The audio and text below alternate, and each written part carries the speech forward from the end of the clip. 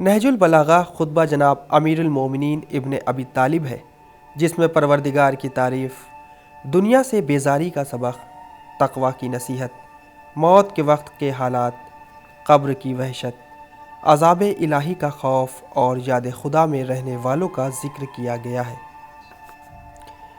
ساری تعریف اس خدا کے لیے ہے جو اپنی طاقت کی بنا پر بلند اور احسان کی بنا پر بندوں سے قریب تر ہے۔ بندگان خدا، میں تمہیں اس خدا سے ڈرنے کی دعوت دیتا ہوں جس نے تمہاری ہدایت کے لیے مثالیں بیان کی ہیں، تمہاری زندگی کی مدت معین کی ہے۔ یاد رکھو، اس دنیا کا سرچشمہ گندا، اس کا گھاٹ گل آلودہ ہے۔ اس کا منظر خوبصورت دکھائی دیتا ہے لیکن اندر کے حالات انتہائی درجہ خطرناک ہیں۔ یہ دنیا ایک مٹ جانے والا دھوکہ ہے، ایک بجھ جانے والی روشنی ہے، ایک ڈھل جانے والا سایہ اور ایک گر جانے والا سہارا ہے۔ جب اس سے نفرت کرنے والا مانوس ہو جاتا ہے اور اسے برا سمجھنے والا مطمئن ہو جاتا ہے تو یہ اچانک اپنے پیروں کو ٹیکنے لگتی ہے اور عاشق کو اپنے جال میں گرفتار کر لیتی ہے اور پھر اپنے تیروں کا نشانہ بنا لیتی ہے۔ انسان کی گردن میں موت کا پھندا ڈال دیتی ہے اور اسے تنگی مرکت اور وحشت کی طرف لے جاتی ہے، جہاں وہ اپنا ٹھکانہ دیکھ لیتا ہے اور اپنے اعمال کا معاوضہ حاصل کر لیتا ہے، اور یوں ہی یہ سلسلہ نسلوں میں چلتا رہتا ہے۔ دنیا کو تمہاری نگاہوں میں کیکر کے چھلکوں اور اون کے ریزوں سے بھی زیادہ پست ہونا چاہیے اور اپنے پہلے والوں سے عبرت حاصل کرنا چاہیے، قبل اس کے بعد والے تمہارے انجام سے عبرت حاصل کریں۔ اس دنیا کو نظر انداز کر دو، یہ بہت ذلیل ہے، یہ ان کے کام نہ آئی جو تم سے زیادہ اس سے دل لگانے والے تھے۔ یہ دنیا ایک ایسا گھر ہے جس کے لیے فنا مقدر ہے، یہ دیکھنے میں شیریں اور سرسبز ہے، جو اپنے طلبگار کی طرف تیزی سے بڑھتی ہے اور اس کے دل میں سما جاتی ہے۔ لہٰذا خبردار، اس سے کوچ کی تیاری کرو اور بہترین زاد راہ لے کر چلو۔ اس دنیا میں ضرورت سے زیادہ کا سوال نہ کرنا اور جتنے سے کام چل جائے اس سے زیادہ کا مطالبہ نہ کرنا۔ آگاہ ہو جاؤ کہ تمہیں کوچ کا حکم مل چکا ہے، تمہیں زاد سفر بھی بتایا جا چکا ہے، اور تمہارے لیے سب سے بڑا خوفناک خطرہ دو چیزوں کا ہے: خواہشات کا اتباع اور امیدوں کا طولانی ہونا۔ لہٰذا جب تک دنیا میں ہو اس دنیا سے زاد راہ حاصل کر لو، جس کے ذریعے کل اپنے نفس کا تحفظ کر سکو۔ میں تم لوگوں کو دنیا سے ہوشیار کر رہا ہوں کہ یہ شیریں اور شاداب ہے، لیکن خواہشات میں گھری ہوئی ہے، اپنی جلد مل جانے والی نعمتوں کی بنا پر محبوب بن جاتی ہے اور تھوڑی سی زینت سے خوبصورت بن جاتی ہے۔ یہ امیدوں سے آراستہ ہے اور دھوکے سے مزیں ہے، نہ اس کی کوئی شے دائمی ہے، نہ اس کی مصیبت سے کوئی محفوظ رہنے والا ہے۔ یہ دھوکے باز، نقصان رساں، بدل جانے والی، فنا ہونے والی، زوال پذیر اور ہلاک ہو جانے والی ہے۔ یہ لوگوں کو بھی کھا جاتی ہے اور مٹا بھی دیتی ہے۔ جب اپنی طرف رغبت رکھنے والوں اور اپنے سے خوش ہو جانے والوں کی خواہشات کی انتہا کو پہنچ جاتی ہے تو بالکل پروردگار کے اس ارشاد کے مطابق ہو جاتی ہے، جیسے آسمان سے پانی نازل ہو کر زمین کے نباتات میں شامل ہو جائے اور پھر اس کے بعد وہ سبزہ سوکھ کر ایسا ہو جائے جسے ہوائیں اڑا لے جائیں، اور خدا ہر چیز پر قدرت رکھنے والا ہے۔ اس دنیا میں کوئی شخص خوش نہیں ہوتا ہے مگر یہ کہ اسے بعد میں آنسو بہانا پڑے، اور کوئی اس کی خوشی کو آتے نہیں دیکھتا ہے مگر یہ کہ وہ مصیبت میں ڈال کر پیٹھ دکھلا دیتی ہے، اور کہیں راحت و آرام کی ہلکی بارش نہیں ہوتی ہے مگر یہ کہ بلاؤں کا دوگڑا گرنے لگتا ہے۔ اس کی شان ہی یہ ہے کہ اگر صبح کو کسی طرف سے بدلہ لینے کے لیے آتی ہے تو شام ہوتے ہوتے انجان بن جاتی ہے، اور اگر ایک طرف سے شیریں اور خوشگوار نظر آتی ہے تو دوسرے رخ سے تلخ اور بلاخیز ہوتی ہے۔ کوئی انسان اس کی تازگی سے اپنی خواہش پوری نہیں کرتا ہے مگر یہ کہ اس کے پے در پے مصائب کی بنا پر رنج و تاب کا شکار ہو جاتا ہے، اور کوئی شخص شام کو امن و امان کے پروں پر نہیں رہتا ہے مگر یہ کہ صبح ہوتے ہوتے خوف کے بالوں پر لاد دیا جاتا ہے۔ یہ دنیا دھوکے باز ہے، اس کے اندر جو کچھ ہے وہ سب دھوکا ہے، اس کے کسی زاد راہ میں کوئی خیر نہیں سوائے تقویٰ کے۔ اس میں سے جو کم حاصل کرتا ہے اسی کو راحت نصیب ہوتی ہے، اور جو زیادہ کے چکر میں پڑ جاتا ہے اس کے معلقات بھی زیادہ ہو جاتے ہیں۔ کتنے اس پر اعتبار کرنے والے ہیں جنہیں اچانک مصیبتوں میں ڈال دیا گیا، اور کتنے اس پر اطمینان کرنے والے ہیں جنہیں ہلاک کر دیا گیا۔ کتنے اکڑنے والے تھے جنہیں حقارت کے ساتھ پلٹا دیا گیا۔ اس کی بادشاہی پلٹا کھانے والی ہے، اس کا عیش مقدر، اس کا شیریں شور، اس کا میٹھا کڑوا، اس کی غذا زہر آلود، اس کے اسباب بوسیدہ ہے، اس کا زندہ مرض ہلاکت میں ہے، اس کا صحت مند بیماریوں کی زد پر ہے، اس کا ملک چھننے والا ہے، اس کا صاحب حیثیت مغلوب ہونے والا ہے۔ کیا تم انہی کے گھروں میں نہیں ہو جو تم میں سے پہلے طویل عمر پائیدار آثار دور رس امیدوں والے تھے؟ بے پناہ سامان مہیا کیا، جی بھر کے دنیا کی پرستش کی، اسے ہر چیز پر مقدم رکھا۔ اس کے بعد یوں روانہ ہو گئے کہ نہ منزل تک پہنچنے والا زاد راہ ساتھ تھا اور نہ راستہ طے کرنے والی سواری۔ کیا تم تک کوئی خبر پہنچی ہے کہ اس دنیا نے ان کو بچانے کا کوئی فدیہ پیش کیا ہو، یا ان کی کوئی مدد کی ہو، یا ان کے ساتھ اچھا وقت گزارا ہو؟ ہرگز نہیں، بلکہ انہیں مصیبتوں میں گرفتار کر دیا گیا اور آفتوں سے عزیز و بے بس بنا دیا گیا۔ خدایا تو پاک و بے نیاز ہے، خلقت کے اعتبار سے بھی اور عبادت کے اعتبار سے بھی۔ میری تسبیح اس بہترین برتاؤ کی بنا پر ہے جو تو نے مخلوقات کے ساتھ کیا ہے۔ تو نے ایک گھر بنایا ہے، اس میں ایک دسترخوان بچھایا ہے جس میں کھانے پینے، زوجیت، قصر و نہر، زراعت، ثمر سب کا انتظام کیا ہے، اور پھر ایک دائی کو اس کی طرف دعوت دینے کے لیے بھیج دیا ہے۔ لیکن لوگوں نے نہ دائی کی آواز پر لبیک کہی اور نہ جن چیزوں کی طرف تو نے رغبت دلائی تھی راغب ہوئے، اور نہ تیری تشویق کا شوق پیدا کیا۔ سب اس مردار دنیا پر ٹوٹ پڑے جس کو کھا کر رسوا ہوئے، اور سب نے اس کی محبت پر اتفاق کر لیا۔ ظاہر ہے کہ جو کسی کا بھی عاشق ہو جاتا ہے وہ شے اسے اندھا بنا دیتی ہے اور اس کے دل کو بیمار کر دیتی ہے۔ وہ دیکھتا بھی ہے تو غیر سلیم آنکھوں سے، اور سنتا بھی ہے تو غیر سمیع کانوں سے۔ خواہشات نے ان کی عقلوں کو پارا پارا کر دیا، اور دنیا نے ان کے دلوں کو مردہ بنا دیا ہے۔ جن کے ہاتھ میں تھوڑی سی بھی دنیا ہے کہ جس طرف وہ جھکتی ہے یہ بھی جھک جاتے ہیں، اور جدھر وہ مڑتی ہے یہ بھی مڑ جاتے ہیں۔ نہ کوئی خدائی روکنے والا انہیں روک سکتا ہے، نہ کسی واعظ کی نصیحت ان پر اثر انداز ہوتی ہے، جبکہ یہ انہیں دیکھ رہے ہیں کہ جو اسی دھوکے میں ہیں، پکڑ لیے گئے ہیں کہ اب نہ معافی کا امکان ہے نہ واپسی کا۔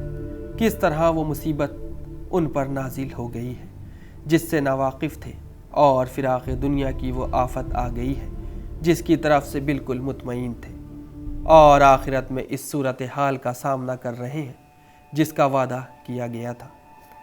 اب تو اس مصیبت کا بیان بھی ناممکن ہے جہاں ایک طرف موت کے سکرات ہیں اور دوسری طرف فراق دنیا کی حسرت۔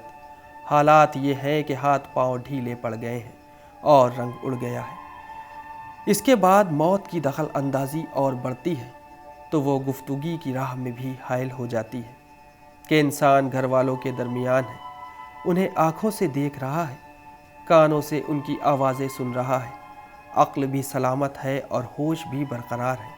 یہ سوچ رہا ہے کہ عمر کو کہاں برباد کیا اور زندگی کو کہاں گزارا ہے۔ ان اموال کو یاد کر رہا ہے جنہیں جمع کیا تھا اور ان کی جمعآوری میں آنکھیں بند کر لی تھی۔ کبھی واضح راستوں سے حاصل کیا، کبھی مشتبہ طریقوں سے کہ صرف ان کے جمع کرنے کے اثرات باقی رہ گئے اور ان سے جدائی کا وقت آ گیا۔ اب یہ مال بعد والوں کے لیے رہ جائے گا، یعنی مزہ دوسروں کے لیے ہوگا اور بوجھ اس کی پیٹھ پر۔ موت نے سارے حالات کو بے نقاب کر دیا ہے۔ کہ ندامت سے ہاتھ کاٹ رہا ہے اور اس چیز سے کنارہ کش ہونا چاہتا ہے جس کی طرف زندگی بھر راغب تھا۔ اب یہ چاہتا ہے کہ کاش جو شخص اس مال کی بنا پر اس سے حسد کر رہا تھا یہ اس کے پاس ہوتا اور اس کے پاس نہ ہوتا۔ اس کے بعد موت اس کے جسم میں مزید تر اندازی کرتی ہے اور زبان کے ساتھ کانوں کو بھی شامل کر لیتی ہے کہ انسان اپنے گھر والوں کے درمیان نہ ہی بول سکتا ہے اور نہ ہی سن سکتا ہے۔ ہر ایک کے چہرے کو حسرت سے دیکھ رہا ہے، ان کی زبان کی جنبش کو بھی دیکھ رہا ہے، لیکن الفاظ کو نہیں سن سکتا ہے۔ اس کے بعد موت اور چپک جاتی ہے تو کانوں کی طرف آنکھوں پر بھی قبضہ ہو جاتا ہے اور روح جسم سے پرواز کر جاتی ہے۔ اب وہ گھر والوں کے درمیان ایک مردار ہے جس کے پہلو میں بیٹھنے سے بھی وحشت ہونے لگتی ہے۔ لوگ دور بھاگنے لگتے ہیں۔ یہ اب نہ کسی رونے والے کو سہارا دے سکتا ہے اور نہ کسی پکارنے والے کی آواز پر آواز دے سکتا ہے۔ زندگی بھر طرب کی لذتوں اور خواہشات کی تمناؤں میں دنیا کے لیے انہتک کوشش کرنے لگا۔ نہ کسی مصیبت کا خیال رہ گیا، نہ کسی خوف و خطر کا اثر رہ گیا۔ فتنوں کے درمیان فریب خوردہ مر گیا اور مختصر سی زندگی کو بےہودگیوں میں گزار گیا۔ نہ کسی اجر کا انتظام کیا، نہ کسی فریضے کو انجام دیا۔ اس کے بعد اسے مایوسی کے عالم میں کفن میں لپیٹ دیا گیا اور وہ نہایت درجہ آسانی اور خود سپردگی کے ساتھ کھینچا جانے لگا۔ اس کے بعد اسے تخت پر لٹا دیا گیا، اس عالم میں کہ خستہ حال اور بیماریوں سے نڈھال ہو چکا تھا۔ اولاد اور برادری کے لوگ اسے اٹھا کر اس گھر کی طرف لے جا رہے تھے جو غربت کا گھر تھا، جہاں ملاقاتوں کا سلسلہ بند تھا اور تنہائی کی وحشت کا دورہ تھا۔ یہاں تک کہ جب مشائیت کرنے والے واپس آ گئے اور گریہ وزاری کرنے والے پلٹ گئے تو اسے قبر میں دوبارہ اٹھا کر بٹھا دیا گیا۔ سوال و جواب کی وحشت اور لغزشوں کا سامنا کرنے کے لیے وہاں کی سب سے بڑی مصیبت کھولتے ہوئے پانی کا نزول اور جہنم کا درد ہے، جہاں آگ بھڑک رہی ہوگی، شعلے بلند ہو رہے ہوں گے، نہ کوئی راحت کا وقفہ ہوگا، نہ سکون کا لمحہ، نہ کوئی طاقت و عذاب کو روکنے والی ہوگی اور نہ کوئی موت و سکون بخش ہوگی۔ حد یہ ہے کہ کوئی تسلی بخش نیند بھی نہ ہوگی۔ وہاں بدترین منزل ہوگی جہاں ہاتھ گردن سے بندھے ہوں گے، پیشانیوں کو پیروں سے جوڑ دیا جائے گا، تارکول اور آگ کے طرح شیدہ لباس پہنائے جائیں گے۔ اس عذاب میں جس کی گرمی شدید ہوگی اور جس کے دروازے بند ہوں گے، اور اس جہنم میں جس میں شرارے بھی ہوں گے اور شور و گونگا بھی، بھڑکتے ہوئے شعلے بھی ہوں گے اور ہولناک چیخیں بھی۔ نہ یہاں کے رہنے والے کوچ کریں گے، نہ یہاں کے قیدیوں سے کوئی فدیہ قبول کیا جائے گا، نہ یہاں کی بیڑیاں جدا ہو سکتی ہیں، نہ اس گھر کی کوئی مدت ہے جو تمام ہو جائے اور نہ اس قوم کی کوئی اجل ہے جو ختم کر دی جائے۔ اللہ کے بندو، تم جو کچھ اس دنیا سے توقع رکھتے ہو سب ایک مقرر مدت کے مہمان ہیں اور ایسے قرض دار ہیں جن سے قرضے کا مطالبہ ہو رہا ہے۔ عمریں گھٹ رہی ہیں، اعمال محفوظ کیے جا رہے ہیں۔ کتنے دوڑ و دھوپ کرنے والے ہیں جن کی محنت برباد ہو رہی ہے، کتنے کوشش کرنے والے ہیں جو مسلسل گھاٹے کا شکار ہیں۔ تم ایسے زمانے میں زندگی گزار رہے ہو جس میں نیکی مسلسل منہ پھیر کر جا رہی ہے اور برائی سامنے آ رہی ہے۔ شیطان لوگوں کو برابر تباہ کرنے کی فکر میں لگا ہوا ہے۔ اس کا ساز و سامان مستحکم ہو چکا ہے، اس کی سازشیں عام ہو چکی ہیں، اس کے شکار اس کے قابو میں ہیں۔ تم جدھر چاہو نگاہ اٹھا کر دیکھ لو، سوائے اس فقیر کے جو فکر کی مصیبتیں جھیل رہا ہے، اور اس امیر کے جس نے حق خدا میں بخل ہی کو مال کے اضافے کا ذریعہ بنا لیا ہے، اور اس سرکش کے جس کے کان نصیحتوں کے لیے بہرے ہو گئے ہیں اور کچھ نظر نہیں آئے گا۔ فساد اس قدر پھیل چکا ہے کہ نہ کوئی حالات کا بدلنے والا ہے اور نہ کوئی منع کرنے والا ہے اور نہ خود پرہیز کرنے والا ہے۔ تو کیا تم ان حالات کے ذریعے خدا کے مقدس جوار میں رہنا چاہتے ہو اور اس کے عزیز ترین دوست بننا چاہتے ہو؟ افسوس، اللہ کو جنت کے بارے میں دھوکہ نہیں دیا جا سکتا اور نہ اس کی مرضی کو اطاعت کے بغیر حاصل کیا جا سکتا ہے۔ اللہ لعنت کرے ان لوگوں پر جو دوسروں کو نصیحت کا حکم دیتے ہیں اور خود عمل نہیں کرتے ہیں، سماج کو برائیوں سے روکتے ہیں اور خود انہی میں مبتلا ہیں۔ بندگان خدا، کہاں ہیں وہ لوگ جنہیں عمریں دی گئی ہیں تو خوب مزے اڑا لیے، بتایا گیا تو سب سمجھ گئے، لیکن مہلت دی گئی تو غفلت میں پڑ گئے، صحت و سلامتی دی گئی تو اس نعمت کو بھول گئے۔ انہیں کافی طویل مہلت دی گئی اور کافی اچھی نعمتیں بھی دی گئی اور انہیں دردناک عذاب سے ڈرایا بھی گیا اور بہترین نعمتوں کا وعدہ بھی کیا گیا، لیکن کوئی فائدہ نہیں ہوا۔